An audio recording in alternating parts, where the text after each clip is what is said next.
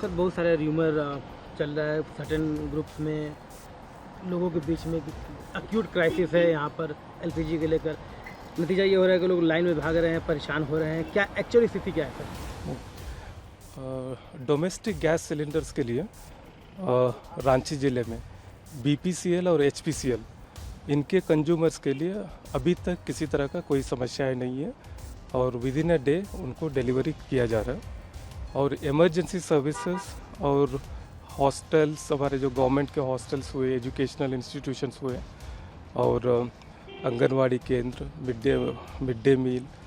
Orphanage, यहाँ सभी जो है किसी तरह का कोई अभी तक समस्याएं नहीं आए हैं। अभी जो मैक्सिमम प्रॉब्लम जो आ रहे हैं, क्योंकि अत्यधिक संख्या में इंडियन ऑयल के, आईओसीएल की, इंडियन गैस के बहुत सारे कंज्यूमर्स हैं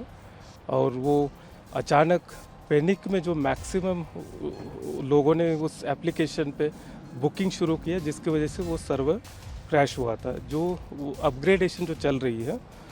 और उसके बावजूद हर दिन उन्होंने लगभग 10,500 जो पहले जिस तरीके से वो लोग डिस्ट्रीब्यूशन करते थे उस तरह किया जा रहा। और 4 दिन की क्रैश होने से पहले लगभग 4 दिन की लंबित उनके यहाँ बुकिंग है जो अभी डिलीवरी चल रही है। आम जनता में समस्या इसलिए हुआ क्योंकि इतने ज़्यादा संख्या में इंडियन गैस के सब्सक्राइबर्स हैं और वो जो ऑनलाइन या आईवीआर से बुकिंग जब नहीं हो रही थी, जिनकी ख़त्म हो रही थी, तो अचानक वो सब लोग वहाँ गैस एजेंसी के सामने पहुँच गए और जो पुराने बुक्ड थे उनको डिलीवरी करने में भी दिक्कतें हुई। और निश्चित रूप से कुछ समस्याएं हैं, लेकिन अभी सॉफ्टवेयर आईवीआर जो मिस कॉल से जो बुकिंग होता था वो शुरू हुआ है और हम लोगों ने डिस्ट्रिक्ट एडमिनिस्ट्रेशन से ऑयल मार्केटिंग कंपनीज के साथ मिलकर एक अल्टरनेटिव व्यवस्था, ऑफलाइन नंबर सुबह 10 बजे से 5 बजे के लिए हम लोगों ने हर एक गैस एजेंसी का दिए हैं। क्योंकि अत्यधिक संख्या में लोग फ़ोन कर रहे हैं तो हो सकता है रिस्पांस इमीडिएटली ना मिले, लेकिन अभी हम लोग इस डिफ़िकल्ट फेसेस में गुजर रहे हैं, लेकिन जिला प्रशासन लगातार इसको मॉनिटर कर रही है और डिस्ट्रिक्ट लेवल हम लोगों का एक मॉनिटरिंग टीम भी बनाए हैं जो कि डोमेस्टिक गैस सिलेंडर्स को,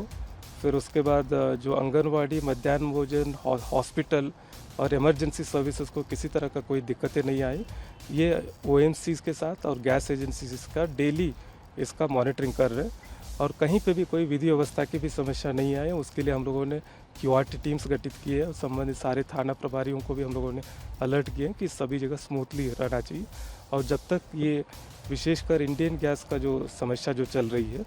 वो हम लोग एवरीडे मॉनिटर कर रहे हैं और जैसे ही सर्वर अपग्रेडेशन हो जाएगी हम उम्मीद कर रहे हैं कि कम से कम ये डोमेस्टिक गैस सिलेंडर्स की जो डिस्ट्रीब्यूशन है वो कंट्रोल में आ जाएगा। और ब्लैक मार्केटिंग, होर्डिंग अगर कोई करते हैं कि उसके लिए डिस्ट्रिक्ट एडमिनिस्ट्रेशन काफ़ी कठोर एसेंशियल्स कमोडिटी एक्ट के अंतर्गत जो सेक्शन 7 के अंतर्गत कार्रवाई की जाएगी और बहुत कठोर तब हम लोग उनके ऊपर कार्रवाई करेंगे। सर अभी तक कहीं पे कोई होर्डिंग की खबर मिली है कुछ? तो अभी तक जो है, क्योंकि विधि व्यवस्था के कुछ कंप्लेंट्स आए थे कि कभी डिलीवरी के समय में अचानक लोग वहीं पहुंच गए और आपस में थोड़ा झपट गए, लेकिन अभी इस तरह के कोई कॉन्क्रीट जो सूचना नहीं आई है। कभी कभी लोग कह रहे हैं कि कुछ जगह ज़्यादा रेट में बेचा जा रहा है, लेकिन अगर कॉन्क्रीट कोई भी सूचना आती है, जो हम लोगों का बुआ साथी व्हाट्सएप नंबर भी है या लोकल थाने को भी हमारे एसडीओ साहब को आती है, तो इसमें जो है हम लोग टफेस्ट जो एक्शन है वो लेंगे। सर एक छोटा सा सवाल है कि सर कमर्शियल सिलेंडर्स को लेके क्या स्थिति है, क्योंकि होटल्स हैं, लॉजेस हैं, बहुत सारे और भी इंस्टीट्यूशंस हैं सर, तो कमर्शियल सिलेंडर्स को लेके क्या स्थिति है? तो अभी जो भारत सरकार का जो गाइडलाइन है, तत्काल के लिए मात्र जो हॉस्पिटल्स और हॉस्टल्स और इमरजेंसी सर्विसेज और ऑयल मार्केटिंग कंपनीज का खुद का इनका एक कमिटी है जो केस टू केस बेसिस पे देखती है। अभी तत्काल के लिए मात्र वही अलाउड है। प्रभातखबर.com, विश्वास वही, रफ्तार नहीं।